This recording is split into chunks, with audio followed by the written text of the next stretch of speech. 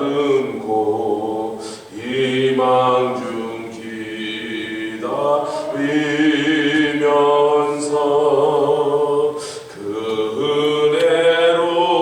은혜로우신 주의 뜻과 사랑에 만족하여라. 우리를 불러주신 주 마음의 소원 하신다. 주 찬양하고 기도하며 내 본분 힘써 다하라. 주 약속하신 모든 은혜 내게서 이루어지리라. 잠들고 의지하는 자 주께서 기억하시리. 아멘. 할렐루야. 342장 옆에 있죠. 어려운 일 당할 때, 어려운 일 당할 때 나의 믿음 적으나 의지하는 내 주를 더욱 의지하니. 2절 성령께서 내 맘에 밝히 비춰 주시네. 인도하심 따라서 주만 의지함니. 세월 지나갈수록 할렐루야. 의지할 것 뿐일세. 아무 일을 만나도 예수 의지함니. 밝을 때 노래며 밝을 때에 노래, 어둘 때에 기도와 어둘 때에 기도와 위태할 때 도움을 주께 간구하니. 아멘. 세월 지나갈수록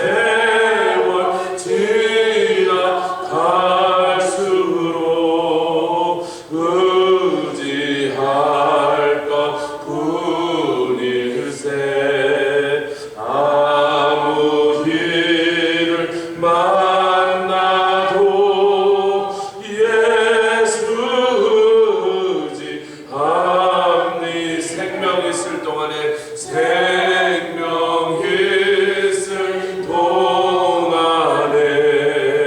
예수 의지합니다.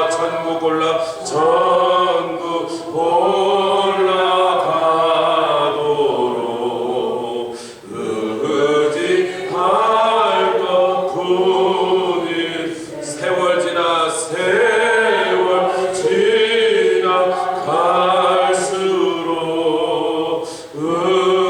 의지할 것 뿐일세. 아무 일을 만나도 예수 의지합니다.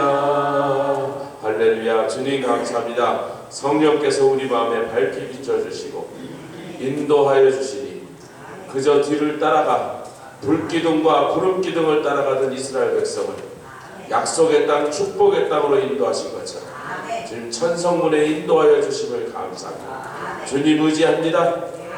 주님 사랑합니다. 주님 외에는 아무도 우리를 도와줄 자가 없어서 누구에게도 기대지 않고 내 스스로도 자신도 의지하지 않고 오직 주님만 의지합니다. 실패가 없으시고 실수가 없으시고 언제나 오르신 주님의 판단을 우리가 믿고 따라갑니다. 주의 말씀하시옵소서. 우리는 듣겠나이다. 주님 가르치시옵소서. 그리로 나아가겠나이다. 나가라면 나가고 멈추라면 멈추면서 이 천성길을 걸어가고 있어 이 교회를 계속해서 인도하시고 모든 심령들 주님의 사랑으로 날개로 덮어 주시옵소서. 보호하여 주시옵소서. 감사드리며 예수 그리스도의 귀하심으로 기도드렸사옵니다. 아멘. 할렐루야. 오늘은 사도행전 7장입니다. 출애굽기 말씀과 관련하여 사도행전 7장 20절로부터 사도행전 7장 20절로 23절까지 말씀.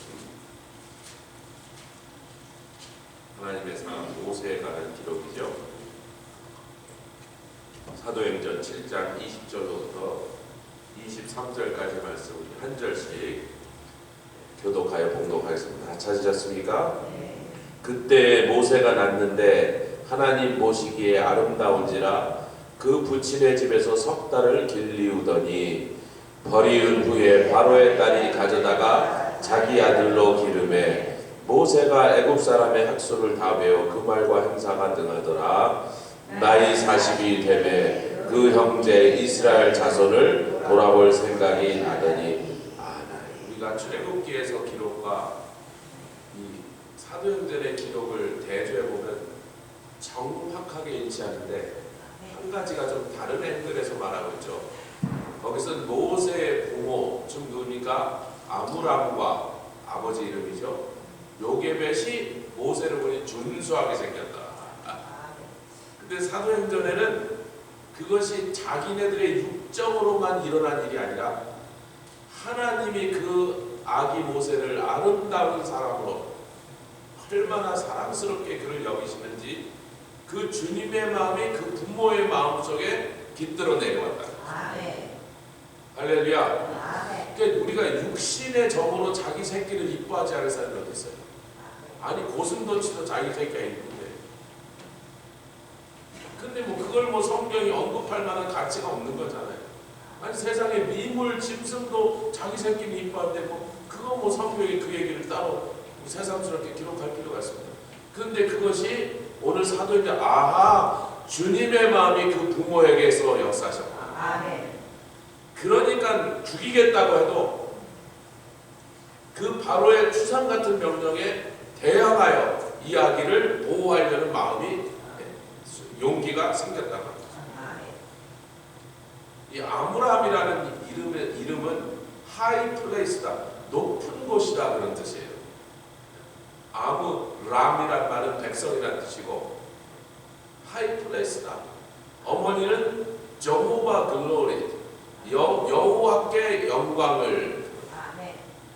참 굉장히 신령한 이름들을 가졌죠. 늘 이 사람들이 주님을 바라보고 하나님의 영광을 높은 곳에 계신 하나님을 바라보는 그 마음을 가지니까 하나님의 마음을 읽을 수가 있었다.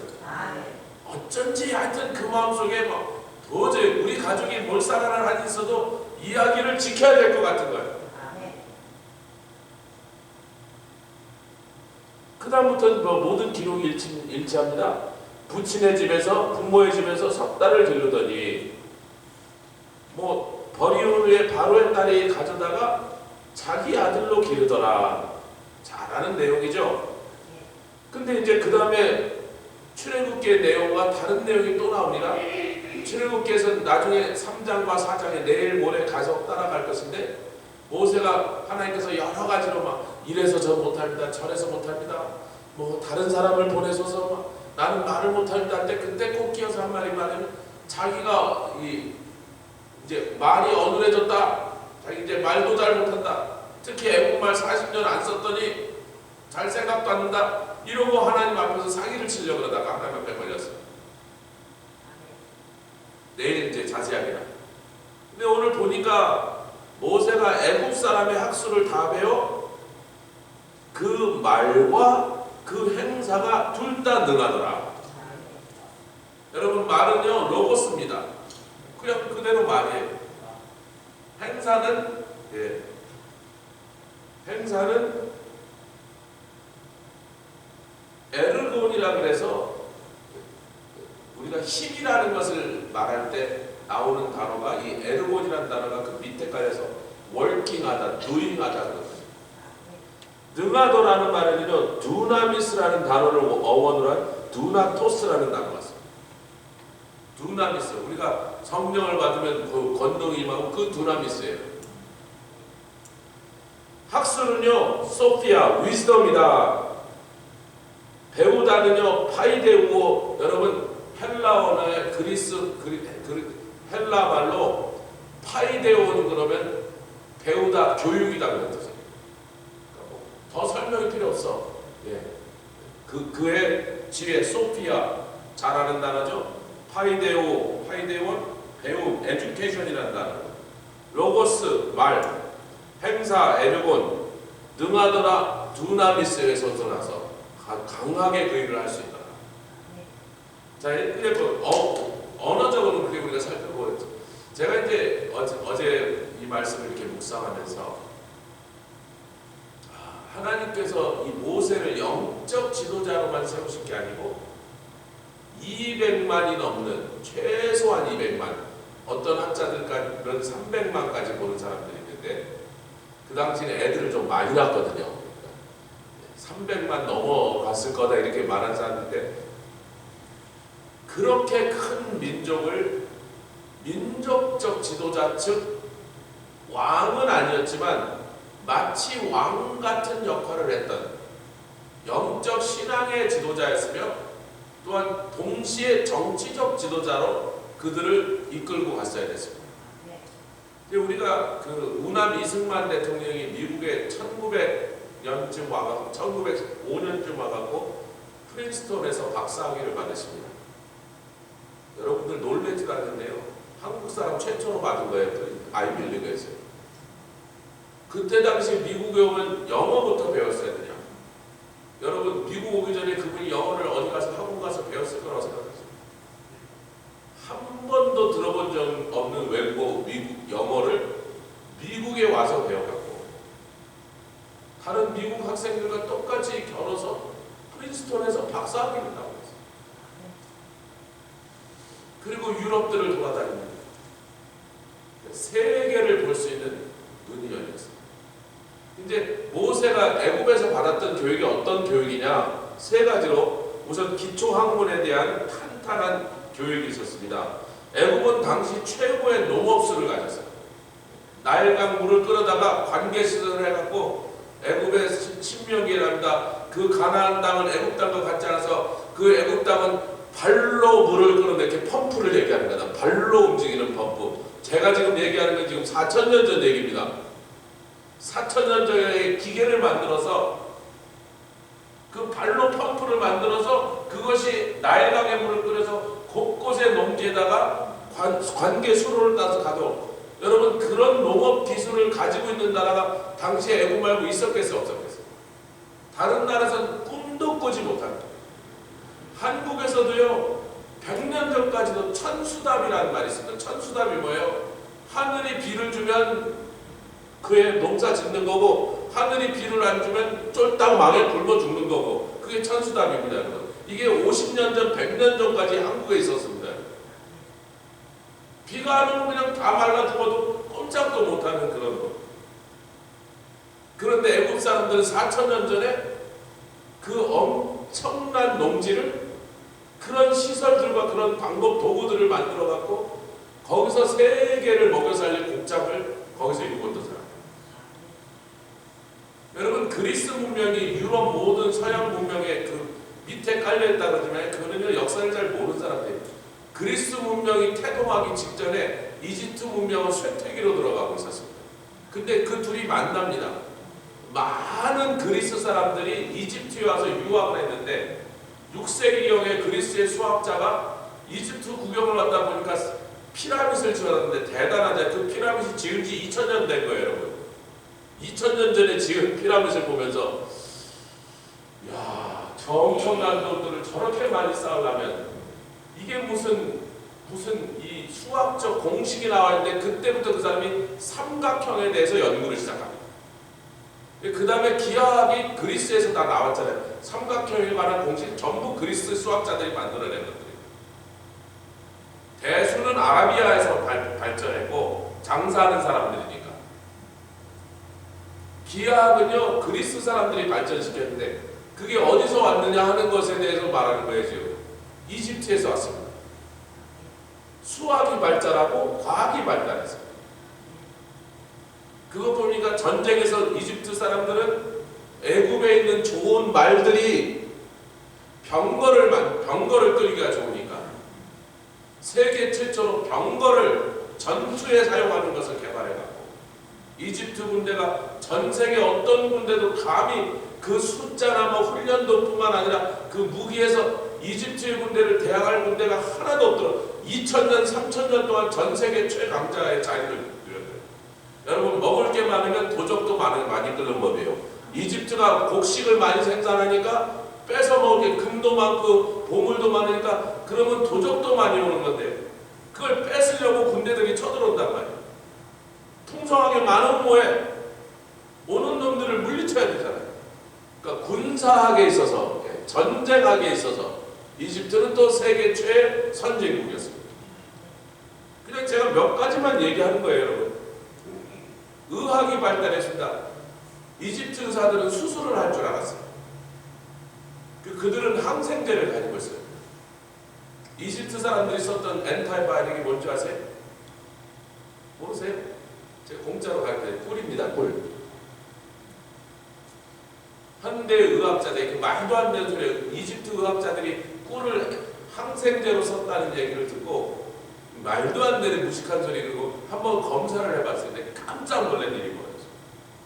우리가 쓰는 뭐 여러 가지 마이신 이런 종류보다 월킹하는 속도가 2배 정도 시간이 걸리더래요.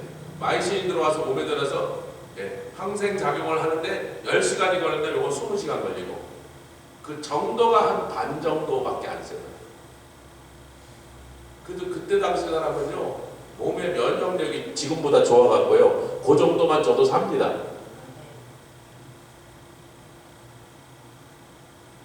놀랍게도 사람의 머리 뇌를 열어서 수술했던 분명한 증거들이다. 4000년 전 의학의 발달도 그리스가 의학의 발달에 히포크라테스 이런 사람들 다 그리스 사람들이야. 그게 어디서 왔느냐? 이집트에서. 근데 이집트가 점점 멸망의 길로 가니까 그 문명이 그리스에 가서 꽃을 피운다. 여러분 이것들을 이집트와 그리스의 관계를 잘 사람들이 이해하지 못해요.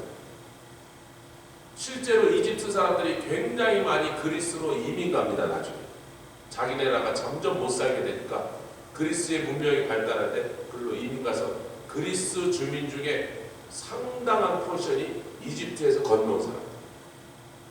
그리고 이집트에는 그리스 정착촌이 있었어요. 우리로 치면 코리아타운이 있었다. 그런 것들이 기록으로 다 나왔어요. 자, 그래서 모세가 그런 모든 학문에 대해서 아까 우리가 본문에서 읽은 그대로입니다. 지금 딴 얘기를 하니까 좀 정신이 없어요. 어저께는 우리 주권자님이 우리 교회 다니신 지 37년 만에 처음으로 새벽기도를 나오셔서 부흥이 오겠구나. 그리고 오늘 또 오시나 하고 기대했는데 오늘 어제 너무 재미없으셨나봐. 오늘도 오시려나 할렐루야.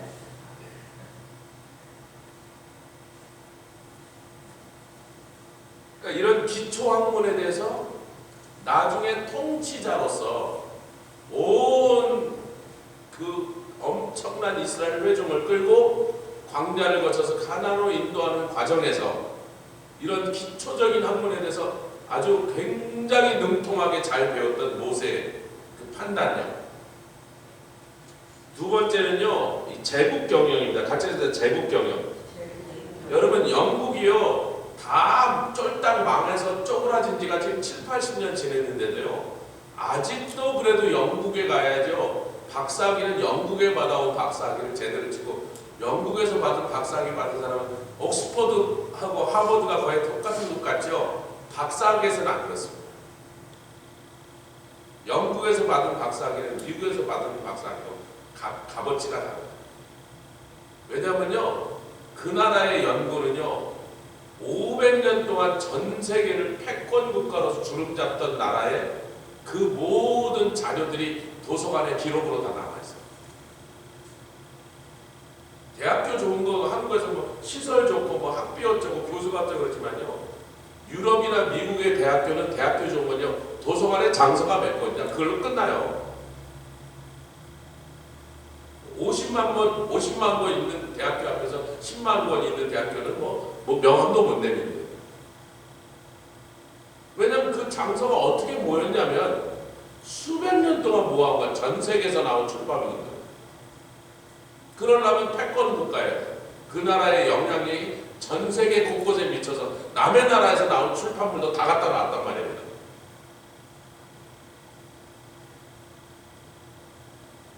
여러분, 고대 세계 가장 큰 도서관은 알렉산드리아, 이집트의 알렉산드리아에 있었습니다. 그게 얼마나 컸는지 이런 얘기 제가 오늘 골치 아프게 안 해서 여러분이 구글신한테 물어보시면 되겠습니다. 그 패권 국가가 누가 됐죠? 70여 년 전에 영국이 이제 지는 해가 되고 뜨는 해인 미국으로 그 패권 국가라는 타이틀이 넘어왔어요. 지금 미국이 전 세계 패권 국가라는데 시비 걸 사람은요 푸틴도 없습니다. 왜? 그 바람 바보거든요. 미국이 무슨 패권 국가, 시진핑이 그런 거 아주 바보네. 저놈 찐따이네. 그렇게 되는 거예요. 안 그래도 찐따이지만 찐따이 같은 소리 한 거예요. 한국에서 미국에 이민 온 사람들에서 목사님 미국에 인터넷도 느리고 관공서 가면 막 시스템도 허술하고 막 요즘도 막 이렇게 손으로 쓰고 이러는데 한국 가면 전부 다 디지털인데 미국은 선진국이라면서 왜 그래요? 그래서 아니 미국이 무슨 선진국이야 이 사람들아. 그런 얘기는 100년 전에 하는 얘기고 지금 미국은 선진국이 아니라 강대국이야. 미국이 무슨 선진국 타령을 하고 있냐고. 미국은 선진국이 아닙니다, 여러분. 누가 더 잘 사나 못 사나 뭐 경제를 이딴 거 비교하는 대상이 아니에요. 미국은 패권 국가입니다. 제가 그분들이 그 말을 이해 못할까 강대국이라고 사람들이 흔히 쓰는 말을 했지만 미국은 패권 국가입니다. 이집트가 패권 국가였어요. 3000년 동안 패권 국가였어요. 영국은 500년, 미국은 지금 80년. 3000년 동안 전 세계를 주무락펴락하면서 마음대로 전 세계를 경영하고 움직이던 이집트 3000년 패권. 언제 그게 끝날게요? 패권 국가의 자리를 언제 놓쳤게요? 이스라엘 출애굽하면서 폭삭망했습니다. 할렐루야. 하나님의 백성을 괴롭혔기 때문에 너희놈들 그냥 나가는 게 아니라 니네를 아주 주저앉혀버리고 나간다. 그렇게 하나님 하셨다. 할렐루야. 그걸 주저앉혀야지 그 다음에 쫓아서 안 괴롭힐 거 아니에요. 얼마나 혼이 났는지. 나가라. 나중에 사자가 제발 나가시라고. 그리고 또 그 다음에 바로가 변심을 해갖고 홍해에 가서 또 군대가 전멸을 당해버렸어요. 한동안 그 군대를 지금 러시아 앞으로 10년 동안 전쟁 못합니다. 젊은이들 거의 다 죽었어요 지금. 아니면 해외로 벌써 몇십만 명 도망 나와버렸어요. 나라를 거덜내고 있는 거예요.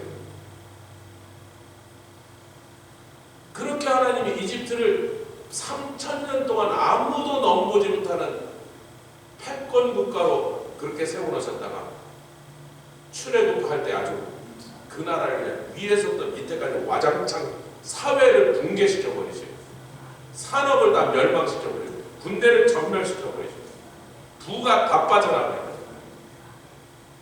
할렐루야. 그러나 그 패권 국가로 있을 당시에 그 세계 경영, 제국 경영이라는 이 제국 경영을 모색합니다. 여러분, 제국 경영을 하는 국가의 백성들은 기본적으로 건방집니다. 중국이 맨날 지네가 중국, 우리가 가운데다, 우리가 we are the center of the universe 그런 뜻이에요. 뭐 로마는 안 그랬겠어? 팍스 로마나다 이러고요. 어글리 아메리칸이 왜 나왔어? 미국 사람들 전 세계 어딜 가든지 표시나요. 딱 보면 어글리 아메리칸. 막 돈 팍팍 쓰면서 막 건방 떨고 막 무례하고 물도 잘 안 지키고 왜 그런 미국 사회 왜 그런 것 같아요? 패권 국가 백성들이 원래 그런 데니까요.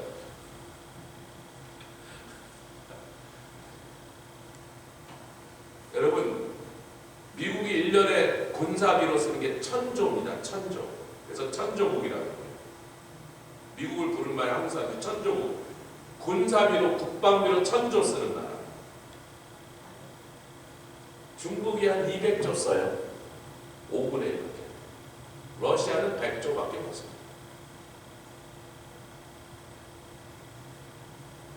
전 세계 군사비 1등 쓰는데 2등부터 10등까지를 다 합친 돈이 미국이 1등 쓰는 나라보다 적어요. 그러니까 어디 누가 감히 미국한테 덤비냐고 그래요. 그것뿐이에요. 미국이 식량 수출 딱 끊는 거 전세가 굶어 죽습니다.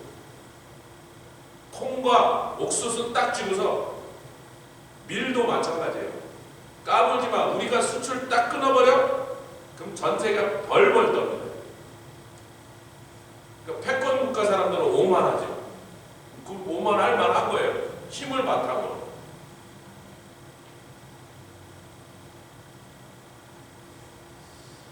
제가 오늘 이제 딴 얘기를 좀 빠지는 건데 여러분, 내일은 모세가 받은 광야에서의 영적 훈련을 얘기합니다. 모세를 인간적으로 한 사람의 인생으로서 기초 학문을 탄탄하게 배우고 제국 경영을 배우고 그 다음에 한 가지 더 할 때 역사의식을 그에게 넣습니다. 히브리 사람들의 그 억눌리고 그 억울한 삶 속에서 이것이 내 동족이구나. 여러분 역사적으로 이 패권 국가들은 오만불선하기 때문에 옆에 나라를 괴롭히고 나쁜 짓을 많이 합니다. 중국이면 한국을 700번 넘게 쳐들어갔다. 원래 패권 국가는 그래요. 깡패 짓을 한단 말이에요. 신의 힘을 바탕으로 무조건 가서 집 밟고 무조건 때리고 무조건 뺏어오는 거예요. 그놈들은 몇천 년 동안 그랬기 때문에 그게 정상이에요. 자기들. 그런데 여러분 그런 패권 국가 옆에서 맨날 두들겨 맞고 압제당하던 국가에서 인물들은 나옵니다. 무슨 인물이죠? 정신세계의 고귀한 정신을 가집니다. 여러분 폴란드가 옛날에 우크라이나까지가 폴란드 땅이었어요. 벨라루스도 원래 폴란드 땅이었어요. 그리고 그 위에 리투아니아까지 폴란드 땅이었습니다. 유럽에서 가장 큰 영토를 가지고 있던 제국 중에 하나고, 그런데 동쪽에서는 몽골의 침략을 막아내는데 폴란드가 사용됐고, 밑에서 올라오는 터키 군대를 300년 동안 막아줬습니다. 그래서 그 서쪽에 있는 영국, 불란서, 오스트리아 이런 나라들이 폴란드 덕분에 공짜 국방비, 그렇죠? 지네들은 터키하고 싸우기 전에 폴란드가 막아주니까 폴란드가 죽도록 싸우는 동안에 자기네들은 그냥 나라를 부강하게 만드는 일에, 그래서 그 후로 영국, 불란서, 독일 이런 나라들이 터키하고 싸울 필요가 없는데 자기네들 막 장사를 해갖고 경제를 부흥시키고 강대국이 되었던 거죠. 근데 이놈들이 강대국이 되고 나더니 그 다음에 터키는 오스만 터키 점점 약해지고 폴란드도 약해지고, 왜? 둘이 죽도록 300년 산다고 양나라가 다 약해졌거든요. 그랬더니 나쁜 놈들이요 무슨 짓을 하죠? 폴란드를 확 먹어버립니다. 그래서 폴란드가 독립을 잃어버려요.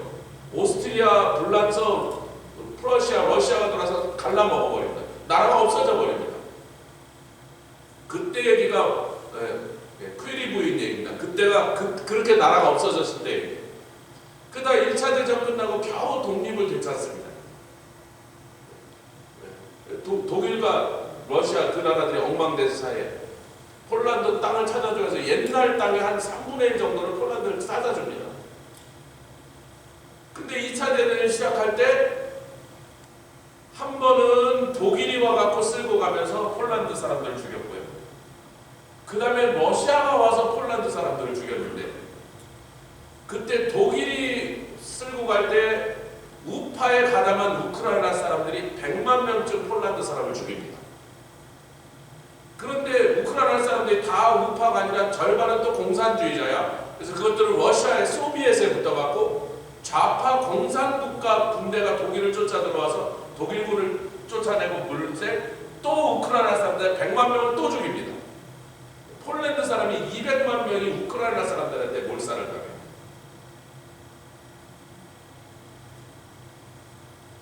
참 유럽에 우리 한국 민족보다 더 기구한 나라가 폴란드예요. 그런데 전성기의 폴란드 기병대는요, 세상에 어떤 군대도 그게 로드 오브 링의 그 투타워의 마지막 돌격, 그 괴물들을 향한 돌격한 그 군대가 폴란드 기병대를 그대로 그린 거예요. 그 복장이 폴란드 기병대 복장이에요. 이렇게 깃털 달고. 안 보셨어요? 영화에? 네, 보십시오. 폴란드 기병대의 비엔나를 구하려고 산에서 돌진해서 오스만 20만 명을 향하여 폴란드 기병대 2만 명이 돌파하고 뚫고 가서 그 오스만 군대를 격파한 그 엄청난 사건을 그림으로, 무비로 그린 겁니다. 전쟁 얘기는 저는 신나는데 여러분 재미없으실지 모르겠습니다. 그런데 폴란드의 지식인들이 우크라이나를 향하여 자기네들 그렇게 학살한 우크라이나를 향하여 폴란드 지식인들이 책을 쓰기 시작합니다.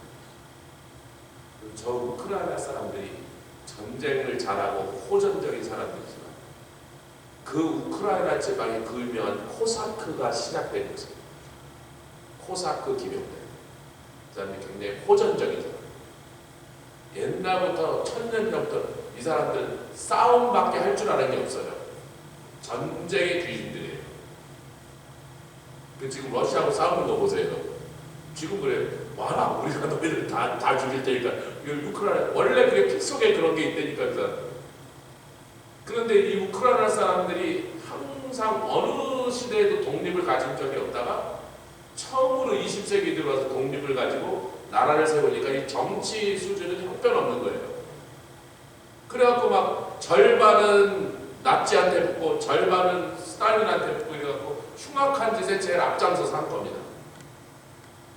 그래서 이제 전 세계로 이 우크라이나 저 미친놈들, 이 흡혈귀를 이렇게 욕하고 있는데 그 일을 당했던 폴란드 지식인들이 공산주의를 피해서 파리나 이런 데는 망명와갖고요. 그 사람들이 잡지를 냈는데 그 잡지에다가 폴란드의 유명한 시인들의 글을 실어줍니다. 우크라이나 유명한 시인들의 글을 실어줍니다. 저것들이 싸움만 잘하고 무식한 놈들이 아니라 저 사람들 속에서도 이렇게 정신적으로 고귀한 정신을 가진 사람들이 있고 이렇게 탁월한 예술성 글을 쓸 수 있는 저런 탁월한 작가들이 있는데 우리가 너무 우크라이나에 대해서 모르는데 우리가 우크라이나를 미워하고 나중에 가서 우리가 힘이 생겼을 때 저들을 학살하자 그러면 저놈들이 우리에게 한 것과 뭐가 다르냐? 공산주의가 우리를 죽였고 나치가 우리를 죽였는데 그 더 위로 올라가 뭐예요? 오스만 터키를 막아주느라고 300년 동안 오스만 터키랑 전쟁하면서 그 이쪽에 있는 유럽 전체를 지켜줬는데 그 은혜를 원수로 갚은 그 놈들하고 우리도 똑같은 사람이 되지 않으려면 우리는 저 우크라이나 사람들의 정신을 더 고귀한 정신으로 함양하는 걸 도와줘야지. 그렇다면 저 사람들의 귀한 작가들이나 훌륭한 인물들을 우리가 자꾸 소개해서 우리 폴란드 사람들도 우크라이나 사람들이 얼마나 훌륭한지 알게 되고 우크라이나 사람들 자신들도 자기네들이 얼마나 훌륭한 민족인지를 알게 하는 일을 우리가 도와야 된다. 여러분, 이 폴란드 사람들이 1950년대 했던 짓들입니다. 지금 우크라이나 전쟁이 발발하니까 누가 제일 적극적으로 도와줘요? 누가 제일 우크라이나 사람들한테 이를 갈면서 앙심을 품고 있어야 된다고요? 폴란드 사람이 세상에서 우크라이나를 제일 미워야 돼요. 잘됐다 러시아 때려 죽여라 저놈들 그래야 되는 거예요. 아주 지끈지끈 밟아라. 한 명도 살리지 말아라. 이래야 되는데 폴란드가 아니라고. 저 불곰을 상대하려면 우크라이나와 폴란드와 라트비아, 리투아니아가 연합해서 싸우지 않으면 우리 다 죽는다. 저 깡패들하고 맞서려면 우리 힘을 합쳐자 그랬고 폴란드가 자기 군대가 쓰던 무기까지 다 빼갖고 우크라이나를 주고 있습니다. 여러분, 제가 무슨 얘기를 해요? 우리 한국 사람들의 정신이 왜 이렇게 훌륭해졌냐면요, 하도 이놈 저놈한테 많이 당하다 보니까 그 약자의 입장으로 수없이 공격하고 못 살게 하고 괴롭히는 자들 사이에서 우리가 힘으로나 숫자로 저것들을 이길 수 없다면 무엇으로 저들보다 우리가 더 훌륭한 민족이 될 수 있겠냐? 모세가 그 고비는 할렐루야. 자, 모세의 나이 40이 되었습니다. 우리 교회 창립하신 이준환 목사님도 나이 40이 되더니 그에게 찌르르 해갖고 주님 일로 뛰어들었고, 저도 주님 40은 돼야 그냥 부록의 나이라는데 자기 출입이라도 아는데 할렐루야, 저를 한 40쯤 되면 제대로 쓰시죠. 그동안 훈련 받겠습니다 했더니 그 말을 또 고지고대로 들으셔서 40까지 훈련만 시키시더라고요. 여기 딱 와서 생일이라고 누가 탁 꽂았는데 4짜리 하나, 0짜리 하나 탁 꽂아놔서 아니 내가 40이네. 우리 교회 가서 하나님은 그 허투루 들으시는 거예요. 40이면 제대로 쓰임받지 않겠어요. 바로 그 40이에요.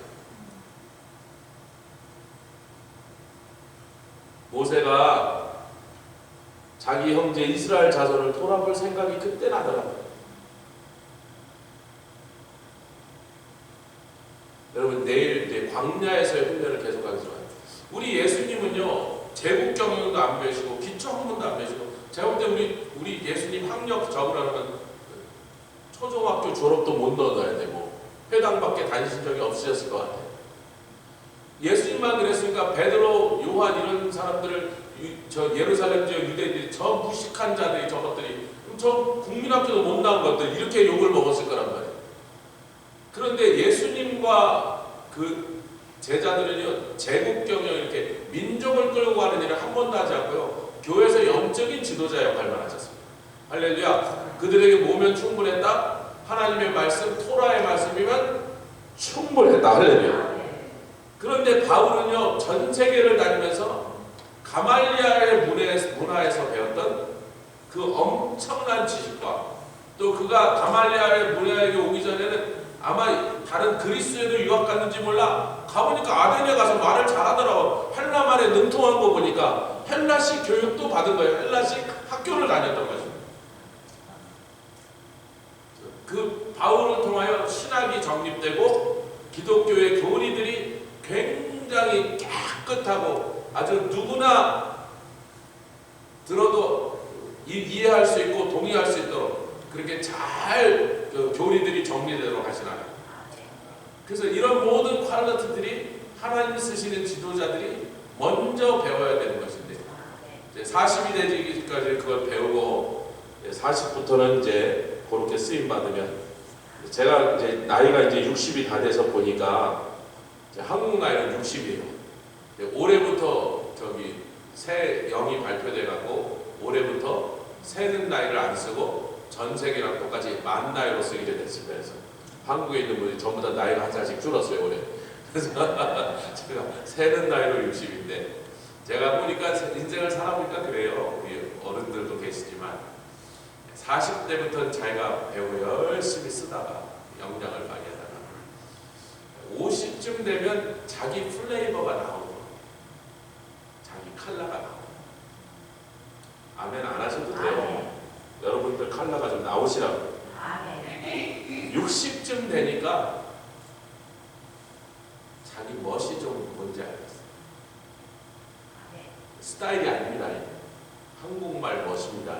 영어로 그 스타일로 번역하면 전혀 다릅니다. 자기만의 독특한 하나님 앞에서 하나님이 주신 것들이 이제 아름답게 승화되는, 잘 발효된 김치처럼, 맛이 제대로 된 술처럼 술이 녹익기 시작합니다. 60대부터 이렇게 돼요.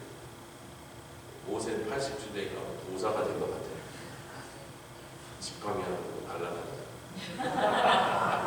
내일은 우리 광야에서 훈련에 대해서 같이 기도하겠습니다. 주님 감사합니다.